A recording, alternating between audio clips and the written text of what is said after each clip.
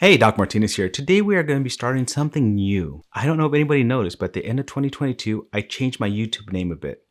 I changed it to Old Fashioned Ways Plus Plus.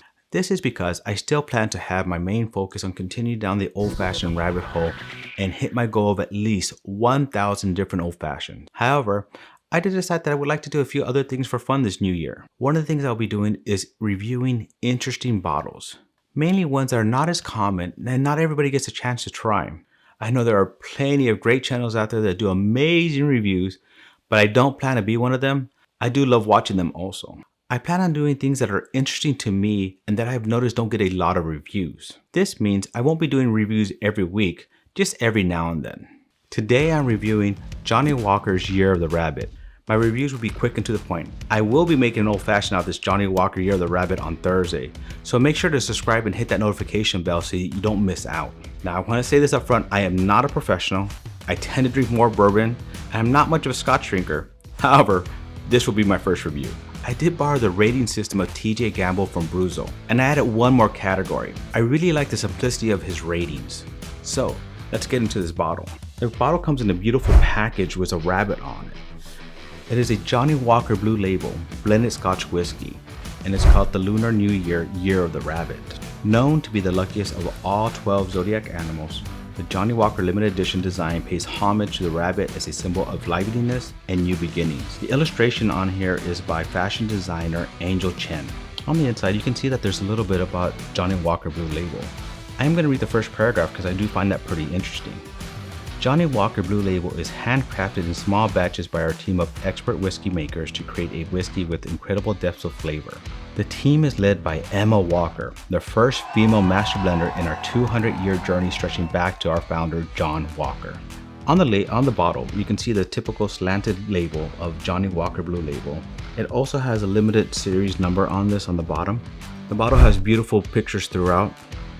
I almost forgot to mention the proof on this. The alcohol by volume is 46, which makes it a 92 proof. Let's get into tasting this Johnnie Walker Blue Label Year of the Rabbit. Let's hear that cork pop. Ooh, that was nice. Let's pour a little bit of this in here. As I said, I'm not much of a scotch drinker, and I haven't had Johnnie Walker Blue Label in a while, but let's see how this goes on the nose. On their website, they say on the nose, there's waves of spice give way to vanilla and honey. Up front, you do smell that typical scotch smell. And I can smell that peatiness throughout, a little bit of smokiness. I don't smell the vanilla that they're talking about, but you do get a little hint of honey. Now, would I have smelled that honey if I wouldn't have read that? I'm not too sure. It seems very, very light. All right, time to take our first drink. The description on their website about the flavor is caramel and hazelnuts coursed through the dark chocolate. So let's take that first drink. That first drink does remind me of the first time I ever did have Johnnie Walker, and that scotch taste. It has a very good scotch taste to it. I do get a little bit the hint of caramel. It's not as strong as I would get in a bourbon, but I do taste that caramel. I don't get any of that hazelnut, but I do have a little bit of a smoky taste, and that smoky taste tends to take over most of the flavor. So on flavor, from 0 to 10, I'm gonna give this a 7. Now, the next category is complexity. How does this evolve? How does this go from the front of the tongue to the back of the tongue?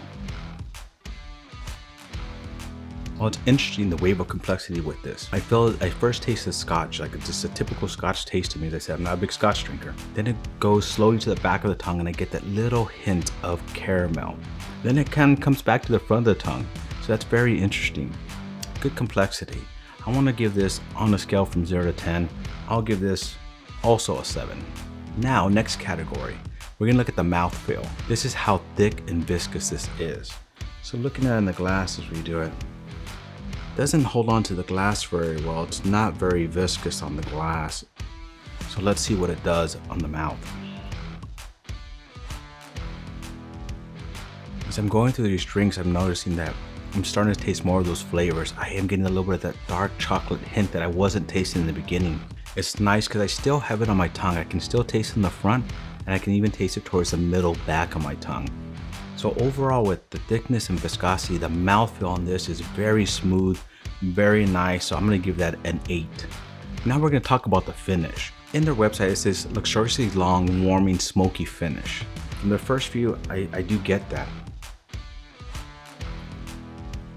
As I said, it coats the front of the tongue, goes to the back, kind of jumps to the front again. I do taste that little bit of dark chocolate, but I do have a lot of smokiness left in my mouth. So the smokiness, actually, as I drink it more, kind of stays there. It wasn't there in the beginning as much. And as I said, I didn't smell it so much in the aroma, but it does stay in there.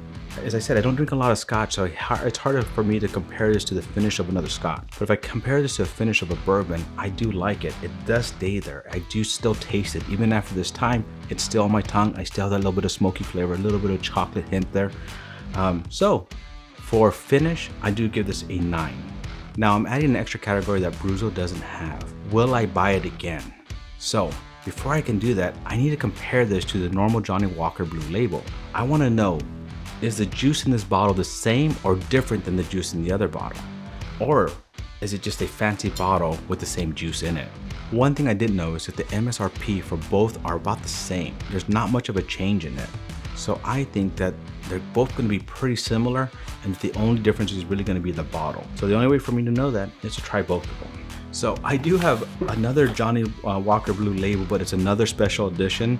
So I don't want to compare it to that, right? I do happen to have this little set of Johnnie Walkers, and it does have a blue label on it. So that's the blue label I'm gonna compare it to. Look how cute they look next to each other. So let's open the small Johnnie Walker Blue Label.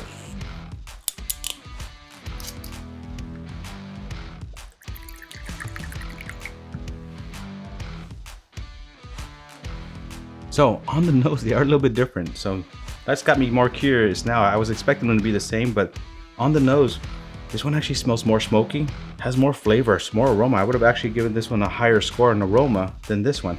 So let's compare them. Okay.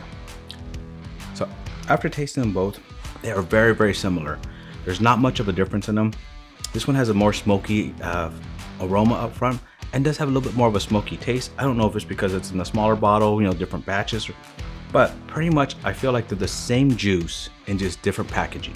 All right, so back to the question, would I buy this again? The answer is yes, I would buy it again. As I said, I don't drink a lot of Johnnie Walker, nor do I drink a lot of Johnnie Walker Blue. But if I'm gonna drink a Johnnie Walker, I think the blue is where I'm gonna go. It's so good, it's so smooth, nice and complex, has a lot of good flavors to it, good complexity to it, stays on the tongue very well. So I would. So on a score from 0 to 10 on would I buy it again, I'd give that an 8. My total score for Johnnie Walker Year of the Rabbit on a scale from 0 to 60, I give it a 39. So let me know, what do you think of these reviews? Do you want me to do more? Do you like the simplicity of it? If so, leave comments below. Let me know what you'd like me to review. Let me know if there's something out there that you haven't seen reviewed and you'd like me to try to find one. I really enjoyed doing this review, even though I'm not really a scotch drinker. I'm more of a bourbon drinker, but this was fun. So cheers, see you on the next one.